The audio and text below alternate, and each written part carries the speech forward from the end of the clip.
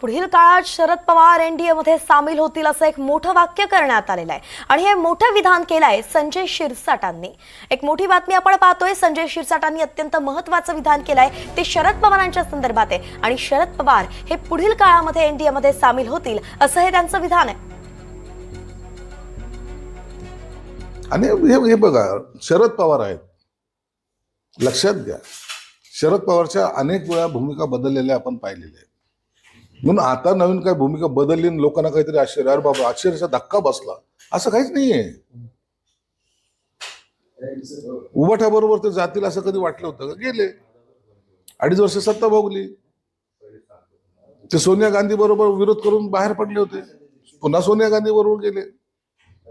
आता ते जर इतर पुन्हा एकत्रित येऊन जर ते एनडीए बरोबर जरी आले तर त्याच्यात आश्चर्य वाटण्यासारखं काहीही नाही।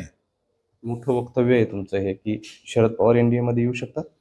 का नाही येऊ शकत? काय राजकारणात काही घडू शकतं ना, त्याच्यात काय आश्चर्य वाटण्यासारखं काय? शरद पवार साहेबाबद्दल इतर पक्षाचं एखादं समजू शकतो, पण शरद पवार साहेबाबद्दल आश्चर्य वाटण्यासारखं काहीच नाहीये।